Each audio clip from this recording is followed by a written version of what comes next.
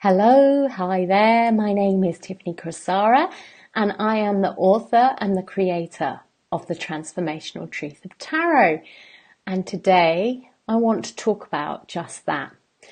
Because often when we say the word tarot, we think reading or prediction, just like maybe when you hear the word yoga, you might think class, or when you hear the word Reiki, you might think healing. But actually, what's behind all of those is a spiritual practice. Now, the reason I love the tarot in particular is because that spiritual practice is here in pictures. In other words, it has the map for your evolution right in it. And I'm going to show you that map now, okay? So, welcome to the Major Arcana, known as the Fool's Journey. And it's also the hero's journey. So you may well have heard of Joseph Campbell's Heroes with a Thousand Faces and his hero's journey concept, which actually every blockbuster is based on. So the story has to have the downtrodden who actually prevails, and that is the story of the hero. But we all have a hero's journey within us. We all have a book within us. Now, the Fool's Journey is the hero's journey. Some people say that Joseph Campbell, actually, this is where he got that model from. So welcome to your hero's journey, which is also your fool's journey. And this is the map of evolution that I'm talking about. And that is the transformational truth of tarot. So I'm just going to take you through that map. It's basically what each of us goes through in life. Okay. So let's do it as a little storytell. Storytelling is another buzzword at the moment. And, the tarot there's nothing more about storytell than the tarot. So I'm going to tell you a little story. So let's just say the Fool has just been born. Okay, he's the new soul that has come into existence. He doesn't know anything much. He's a bit naive. He's looking like he's about to step off the cliff, which he is, and that's the beginning of the Fool's journey. He's got a black wand here slung behind him because he doesn't really have any consciousness about his own will. So the wand represents his will and the black just means unconsciousness. There is some baggage there on the end. And where did that baggage come from if he's just been born? Well, I think we're talking karmic baggage. We have the white rose there, which shows his purity of heart and intention. And then we also have the white dog there, which also shows that he has a connection to his basic primal instincts. And that's what guides him. So let's see what happens. So this is the new soul, okay? And the first thing that he meets is his masculine side. And his masculine side teaches him that what he thinks and what he feels and what he acts on shall be. And that is the magician. Okay? And after he meets the magician, he meets the high priestess, which is his feminine side. And she teaches him what it's like to hear her. How to be silent and still, and the importance of finding that silent, still place within to hear that intuition, that tuition within. And so those are the two parts of himself that he meets pretty much before he's actually even met his mother, which we see here in the Empress. Okay? These are all in the numerical order. This is the natural story and natural order.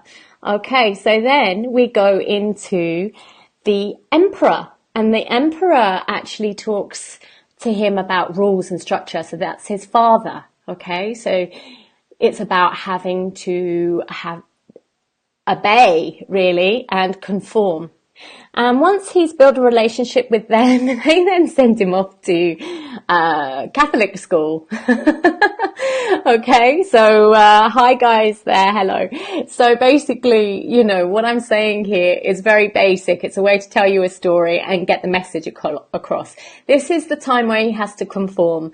This is the time where he actually has to learn about society and conforming, education, all of those types of things. Okay, but once he escapes from Catholic school, wahey, he finds girls. girls. And like I said, this is just me telling you a story, but to get the gist across. So yeah, this is a time when puberty is struck, or when, you know, hormones are raging, and that time of making decisions, the wrong one, and the world is going to end. We've got all of that here in the Lovers card. And then after he's met girls, he finds out that his dad has a car, and he finds the keys to the car and he takes them out around in his boombox. But on a serious note, this is about the initiation of growing up, of getting out there into the world. This is a time when the fool is actually petrified, but he's faking it until he makes it. So this is that real initiation of growing up. And then we get to this sense of starting to get to a place of maturity, okay? So what you have here is no longer needing to control so much, but we're softening into a knowing that we don't have to prove anything to anyone. And that's where the real strength comes in. The lion succumbs because he knows she has purity. We've got the white there again, of intention, and she is connected here with the infinity symbol to the Most High. And so this faith is so strong, it's a knowingness, and that's real strength. So he's growing up, he's getting to maturity here. The hermit is the stage where we look over the first cycle. We're getting to the end of the first cycle, which is personal development. And the hermit is reviewing all of the things that worked for him versus all of the things that didn't work for him, because now he's got to the top of the mountain and he is Father Time. He's having to really look and see what's going to work for him on the way down the mountain. So basically, we're getting to the end of the first cycle. Okay, and there's a lot of reviewing going on with the hermit. And then we get into what's known as the more spiritual phase of life, or the more karmic phase of life. We have the Wheel of Fortune, number 10, it's the end of the first cycle. And it's very much about what you do comes back to you. And so you really have that awakening of, you know, oh, actually, you know, what I put out there really does actually have an effect. So it's less about who you are and more about what you do and how that affects the world around you. And then it gets even more karmic with justice. Now, the way I see justice is, how able are you to actually be honest with yourself? There are many different layers of being honest with oneself, and we can only be as honest as we actually are with ourselves. You know, we can only be that honest with someone else. And so justice really brings home those lessons of authenticity, of honesty, and how life will be out of kilter, and give you some karmic whacks if you've not managed to do that yet. But it's just learning. It's all learning how to do that.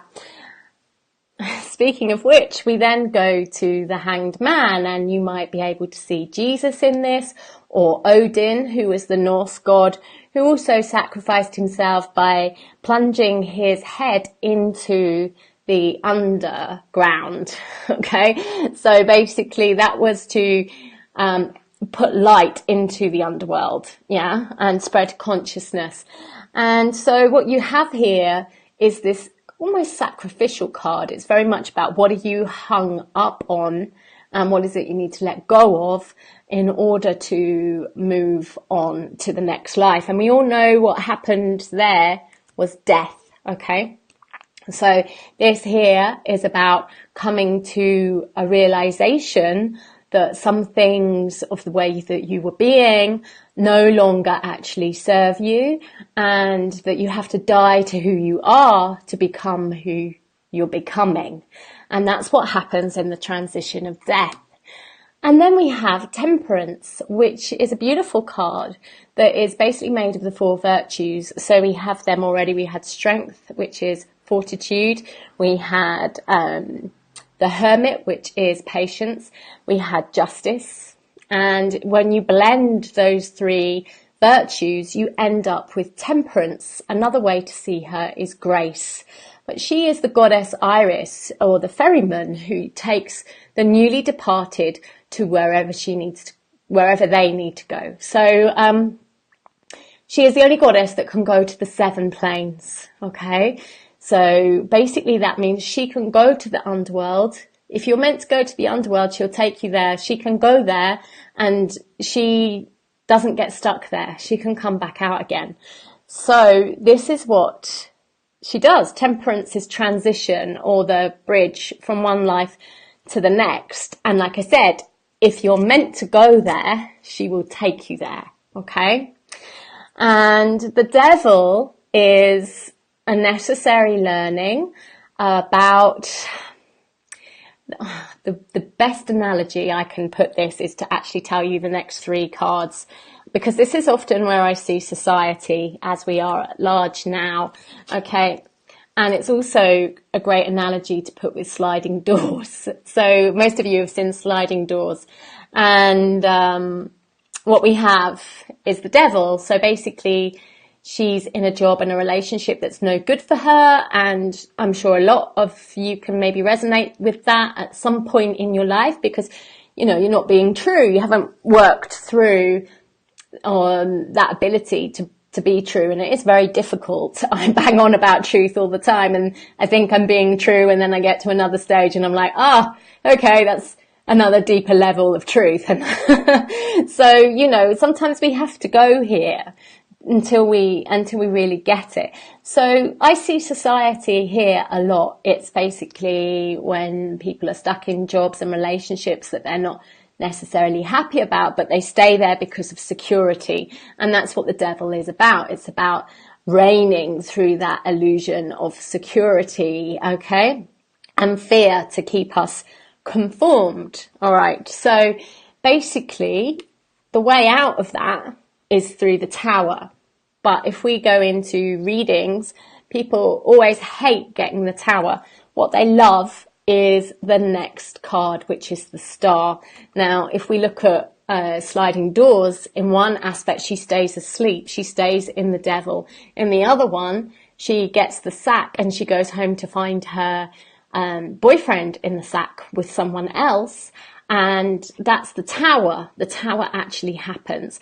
And then she goes on and creates the life that she dreams of, which is the business, the relationship of her dreams. Okay. Now, mostly in society, what happens is we get stuck in the Devil. We want the Star, but we don't want to go through the Tower to get to the Star. But the only way to really get to the Star is the Tower, because otherwise you stay in the Devil, okay? So that's the process of these 3 cards, and they can only really be read like that, one at a time, together. All right, so once you've gone through that passage, yeah, we get to the Star, and the Star is just as challenging as the Tower and the Devil, believe it or not. Just in a different way. And that's why all cards are neutral. So what's challenging about the Star is that there is no security. It all blew up in the Tower, you know, and you can't have the security if you're going to go and get the Star. You can't stay on Earth. You have to go up there where there is no structure and it's completely overwhelming. And so what happens is you go into the Moon, which is also up there in the heavens, in the Star. And the Moon is about your emotional crisis. It's about your vulnerability. And it's really that time where, you know, you can't see clearly. When the Moon is up, you can't see clearly. And, you know, lunacy, the full moon, and you don't know who to trust. And it all feels very vulnerable and scary. And so the best thing really is to go to sleep. The tarot is all about natural rhythms and honouring them, because what's going to happen is the sun is going to come up. And that's what this journey is really about. It's all about finding the truth of who you are. And the sun is your identity, like your sun sign. And it's like, this is when you can see clearly who you are and what your path is. Okay? And then, ta-da! We get Judgment, which is the new life, and it's that time of resurrection and being reborn, and just, yes, whoosh. It's very, very, very powerful card. And also it's about letting go of our judgments, because if we are still judging people or feeling bitter or resentful, then we're holding ourselves back in the old life. It's like we have to let go of our judgments before we can have the world as our oyster, which is the last card and represents a whole karmic level of clearing and evolution. So that there is one of the maps of evolution within the tarot. Okay. And hopefully that can help you to see that actually in my book, the tarot is much more about your evolution. I'm here to help put you on the map and find out the truth of who you are, and don't do it through readings. Okay, so how is it done? Well, I take people on the journey themselves, I take them on the map themselves, and they live it like they were the fool. They become the fool and they experience each of those cards. And it takes, to be honest, it takes at least 78 days, because I don't stop at the major arcana. There's also the minor arcana. Okay, so there's swords, which is all about how your mind works. There's cups, which is all about how your heart works. There's wands, which is all about your actions. And then there's pentacles, which is all about your worth. Okay, and there's court cards, which is all about your relationships and understanding them. So it takes at least 78 days. Now, what happens if you come on that journey? What kind of effects or results happen for you? Well, I have a client who actually, when she started, she'd been in an unhappy marriage for many, many years. And it was actually when she was on the death card that she realized that she had to leave that marriage. And she actually completed the journey twice. And so we're talking 160 days. And in that time period, she went from signed off with stress at work, being in an unhappy relationship with an unhappy child as well, in an unhappy house, to, well, the first thing that happened was she said on death day, that's it, I'm getting divorced. So she actually got divorced within that time, really quickly. She put the house on the market, and that sold. And that sold when she was on the Pentacles. This is such a funny story. She was on the King of Pentacles, which is actually the last day of the journey. So 78 on her first one.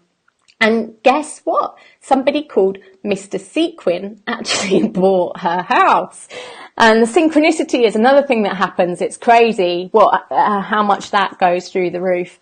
So basically, she then bought her own house, and she got into a relationship that is very happy, and actually the son and him get on gorgeously well, and he gets all the kind of love and care and attention that unfortunately he wasn't getting from his father. And she got a promotion at work, and all the opportunities are basically going through the roof for her. So what happens there is quite often there's a transformation in relationships, but not always. I mean, there is another lady who, through the practice of storytelling, which is another art that we do, which is where basically you lay the cards out, not like a reading, you purposely choose them, which ones you feel connected with you during your day, and you do that every day. And if you do that every day, you get to see all the energies that are in your life and if they're repeating. And this person basically saw that she had basically kept running out of the Tower and the Devil. She was printing them off, and then she was like, this is ridiculous, I need to change something. So she came out of her relationship too and was a lot happier for it. But it's not always about coming out of relationships. For instance, I have someone who is in my the Transformational Truth of Tarot now, because he is in a situation in his life where it's kind of impossible to be who he is. So he's come out of his past, which is fundamentalist religion, and but he is still completely, surrounded by that. And so basically for him, it's about how can he be authentic in that. And actually he's becoming more able to be without it being such an issue for him. So it's not necessarily about getting rid of his wife and all his friends and everything like that. But it's just like, how does he find the strength to be authentic in that type of situation? I also have a lot of lawyers that come on board, and I think that's because lawyers actually do need to see between the lines. They need to read between the lines, but they're also quite a lot in the closet. They've been trained to be perfectionist, and that in itself can be too risky for them to be authentic to who they are. And so this really helps their evolution with that as well. So there you go. There's a few things of how it helps, but it's basically about self-acceptance and authenticity, finding your strengths within yourself, finding your own hero against all your challenges. That's what it's about. So I'm going to show you a little overview of that now, because right now I have 6 places available on a part scholarship scheme. So, if you feel drawn to this, you can just click the scholarship link in this, and if it comes through and I think that you may be a fit for this journey, because it's not something that you dabble in, it's a 14-week journey internally and then a 6-week journey externally. And if I feel that you really want to take that fool's journey and jump off the cliff and go on this and find your hero within, if I do, then I can award you a scholarship if you're in that type of situation where it's clear that it's going to serve you. So let me just show you a little bit here. Okay, so this is the program. It's called the Transformational Truth of Tarot. And it's quite a big page. I've put the link in, and there's a lot of information. There's a video there, and so really this is all the testimonials. It's not all the testimonials, but it's some. This is about me, and this is where it comes from. My book, The Transformational Truth of Tarot, won Best Spiritual Book of 2012. So that's what this course is based on, and it's amazing. I have to say, it's really my reason for living. Not said in a self-deprecating way, in a really passionate dedication way. But if you look at the green blocks, it'll tell you what results you will get by the end of each cycle. So week 4 is one cycle, but really you will start getting results before then. Week 8 is the next cycle, week 12. So basically, after week 13, you get another shift, and after week 18, you get another shift, and then week 20 is the end. So, you can just look at things there if that's what you want. And there's 2 ways that you can come on. Now, there is so there's more testimonials down here, but if you get right down to the bottom, you'll see that there's 2 ways. There's the digital and there's the deluxe. Now, those prices are the public prices, but if you come through to me on scholarship, then there is things that can happen, either payment plans and things taken down by 50%, or, other ways of being. if you're the right person, and if you're really ready and you're really committed and you feel like, yes, actually, this is exactly what I need, and it feels completely right to both of us, then we can look at how we can support you to do it. Okay, so just gonna come back on here and say goodbye and thank you for listening, and I hope to speak to you soon. Just press scholarship. There's only 6, and so speak now or forever hold your peace. Bye for now.